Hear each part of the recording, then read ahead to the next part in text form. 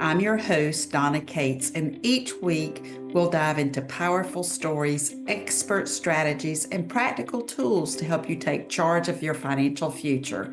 Whether you're planning for retirement, navigating a divorce, or simply looking to build your wealth with confidence, this is your space to grow, learn, and thrive.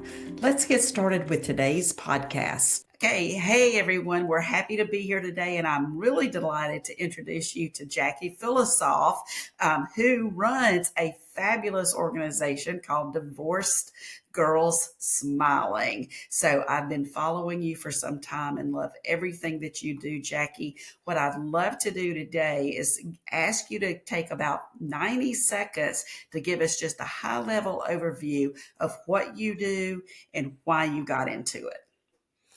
Thank you so much for having me, Donna. I really appreciate it. And like I said, I was so flattered that you asked me to be on. So I went through a divorce 18 years ago, and I'm a former journalist. Well, I'm not a former journalist. I guess I still write, so I'm a journalist, but I worked for a TV station. I was an on-air reporter. I worked for the Chicago Tribune for several years, writing feature stories, and I had my own column. So when I got divorced, writing was what soothed me. And I was 41 years old. I had two toddlers. Now we're talking, this is 2007. So the divorce industry was completely different than it is now. And how it was different is there was nothing. There was nothing online, nowhere you could turn to for a sense of support, community, knowledge, empowerment, feeling inspired, feeling like you're not alone. And so I started my own thing. And so I started this website called Divorced Girl Smiling. I started writing articles about all the different issues you go through when you're getting divorced. Then it became a podcast. And then I started teaming up with divorce professionals who I thought would help the people that were coming to me, because I was giving them all this great information for the emotional part. But then I was like, well, I'm not a divorce coach. I'm not a divorce lawyer. I need to connect people with these types of resources. And so that's how Divorce Girl Smiling got started. I just couldn't stop writing and talking about divorce.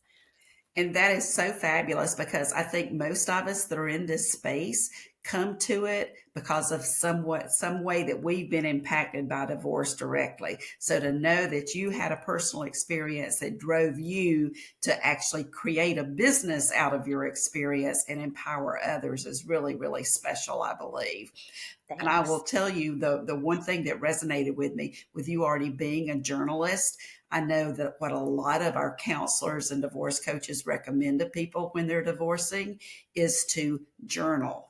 And Mhm. that literally can be a game changer for you, and unpacking some of that emotional stuff from inside and just getting it out. Wouldn't you agree? I always tell people to journal. It is the best way to feel validated and heard, like someone's listening, even though you're just journaling. It makes you feel like you're not going crazy. It makes you less angry. It makes you more calm. And then just put it in a drawer and don't show it to anybody. But then take it out and read it like later and say, wow, I was really in a bad place. I'm so much better now. And so it really is a very good idea to journal, which is what I did and created a business out of. I think that's so fabulous. So tell me what makes you unique in the way that you're helping others through this business. Well, I think, Donna, if somebody asked me, why did Divorce Girl Smiling become successful? What gave you such a large following? And it was that I really am authentic and I make fun of myself and I tell things like they really are. I don't sugarcoat anything. I'm the first one to tell people when I did something wrong. And I'm the first one to tell people when I say, hey, I did this and it was the best decision I ever made. And, here's the mistakes I made when I was going through divorce. So I think people, when they're reading articles and listening to the Divorce Girl Smiling podcast, are thinking she's not judging me because I just did the same damn thing and she did it too. And she's like me and she survived. And not only did I survive, now this is 18 years later, I'm an old lady, but I feel like I really thrived professionally, personally, and in love. And so I want to tell people listening, you can have a very, very happy post divorce life. You just have to give it some time and make good decisions. And I think that's key because it is a choice. We choose how we remake and build, post divorce. So kudos to you. And thank you for being such a great connector too, because I think, everybody that divorces, likely they've never experienced the court system, but we in our professions have helped hundreds of people and experienced it personally, so we can help guide them. And connecting people with the appropriate professionals is really huge. So I'd love to see, where do you see this industry going? Because you've already talked about how much divorce has changed and all the services that are available to people now. How do you see it changing over the next 5 to 10 years? And how are you staying on top of that?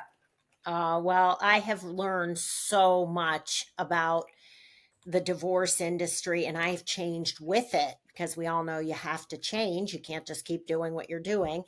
And I think that when I got divorced, I basically called a divorce attorney who I found through a friend of mine who was the mom of my kids in preschool. And I started crying in the parking lot, and she's like, I know this guy, he's a divorce attorney.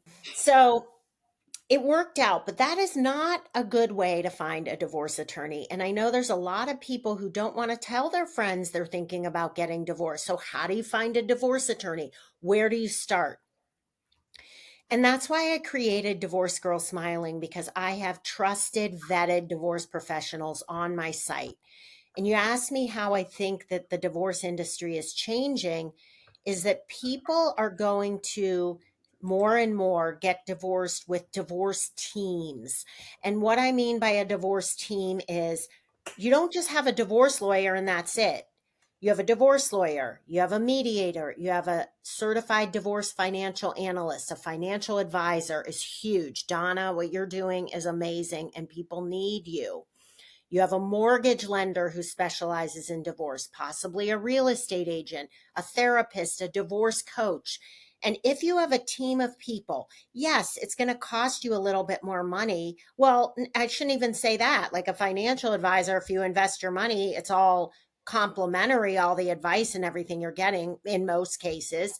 But when we're talking about like paying for a divorce coach, going to therapy, it costs you a little more, but the money you end up saving in your divorce is so much greater than what you're going to spend. And also, you're going to get a better outcome dealing with the right professionals. So, if you have this team of people behind you, which you can find a lot of them on Divorce Girl Smiling, that's why that's the whole mission of the business, or one of them, you will get a better outcome and you might end up getting like hundreds of thousands of dollars more in your divorce. So you spent 3,500 on a divorce coach. So what? You'll be better emotionally, financially, as a co-parent. I mean, I could go on and on. And I so appreciate what you just shared because, I was actually talking with somebody recently that felt that she couldn't afford to hire me as a CDFA. And I was just trying to help her put things in perspective. So I asked her the question, tell me, think back to when you got married. How much did you spend on that wedding? How much did you spend on that honeymoon? And it was upwards of $30,000. And this was years ago. So who knows what that would cost today. So I just gently reminded her that, we're always happy to jump on that wagon and spend the money when we're getting married.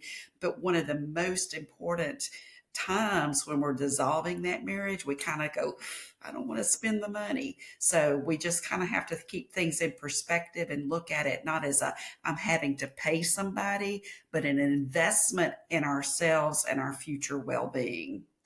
And I'd like to just add to that by saying that you don't have to hire all the divorce professionals that I just mentioned.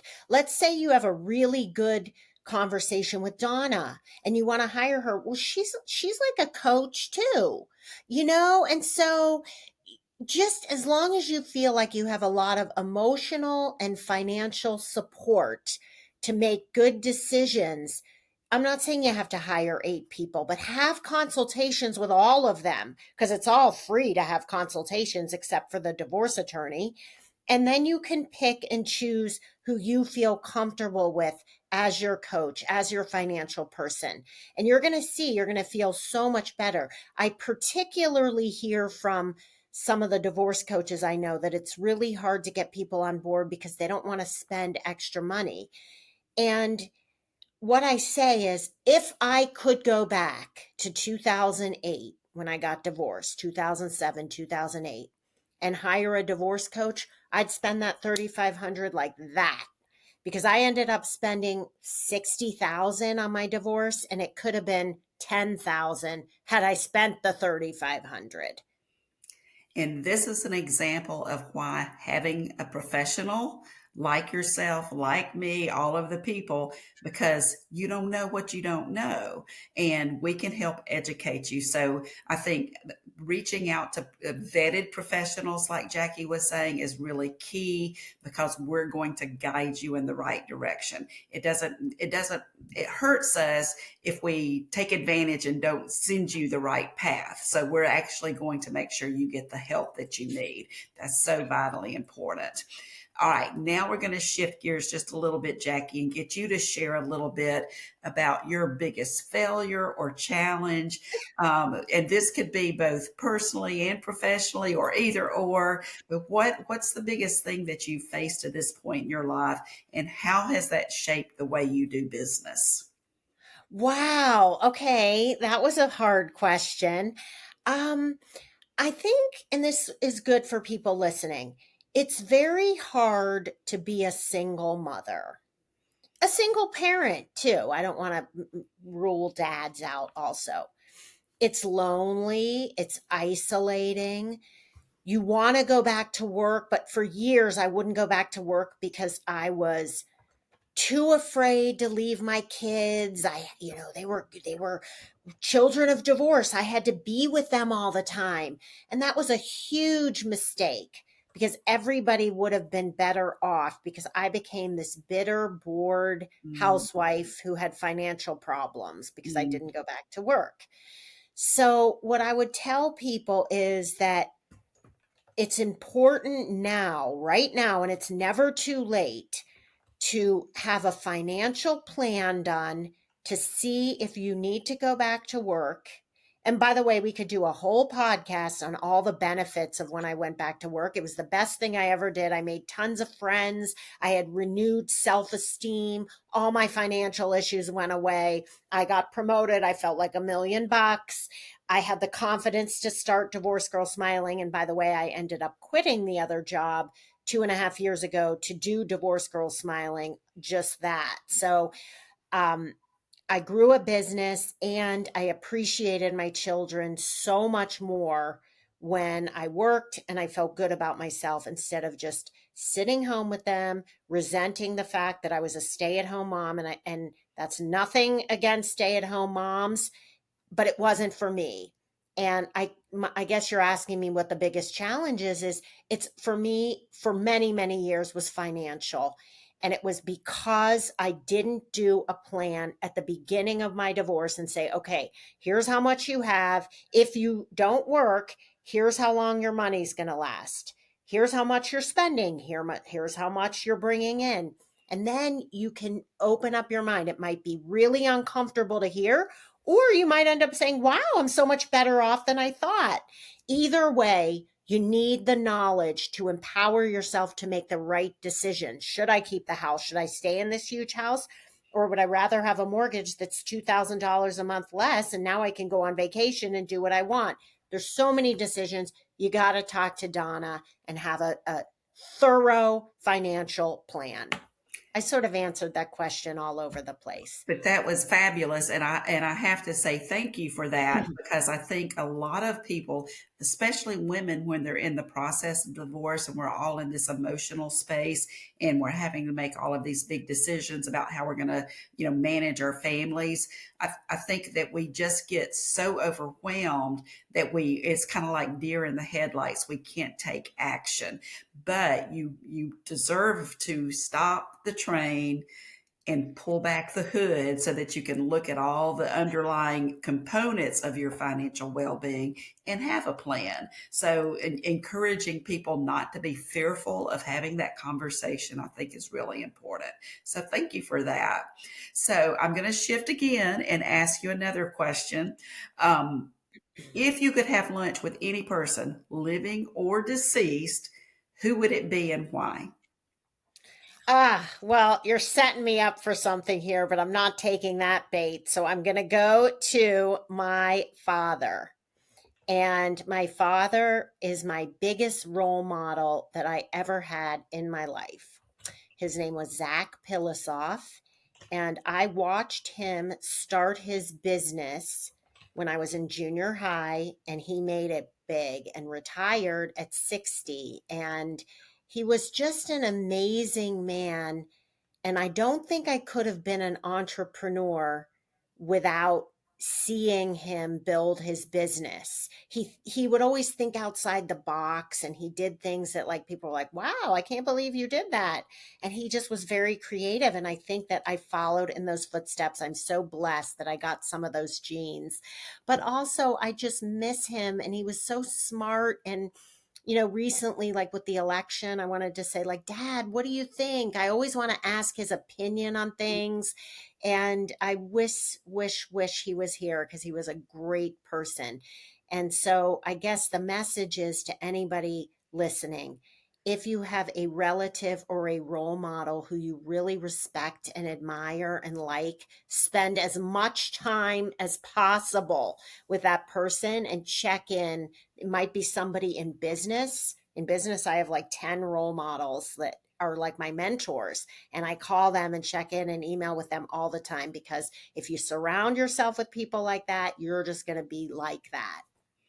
That is so empowering. And I think we all know somebody that's no longer with us that we're like, ooh, I wish I had a. So you got to take action, proactive action. So we're not having that conversation when it's too late. I really appreciate that. And great that you had such a role model to give you the exposure to entrepreneurship. So that's an extra bonus right there. Yeah. Tell us, Jackie, if people want to reach out to you, learn more about your business, how's the best way for them to contact you? So it's really simple. You can just go to divorcedgirlsmiling.com, and that will connect you with all of the professionals who I have trusted and who I have vetted and who I trust. And they've also been vetted by a member of my advisory board. So we're very particular. We have all this criteria that the person has to meet. So you know that they're going to be good. And then you can also go there to listen to my podcast, read articles, or sign up for my free consult. I think that's fabulous, and I can promise you, everybody that takes a look at the her website and follows the podcast, you will be delighted because it's a lot of good information, helpful information, very very valuable. Okay, so Jackie, we thank you for being here today. I hope today's conversation left you feeling inspired, informed, and ready to take the next step in your financial journey. Remember, building wealth isn't just about money, it's also about creating a life that aligns with your goals and values. If you found this episode valuable, please subscribe, leave a review, and share it with the women in your life who deserve financial empowerment too. Until next time, stay confident, stay empowered, and keep building the life you desire.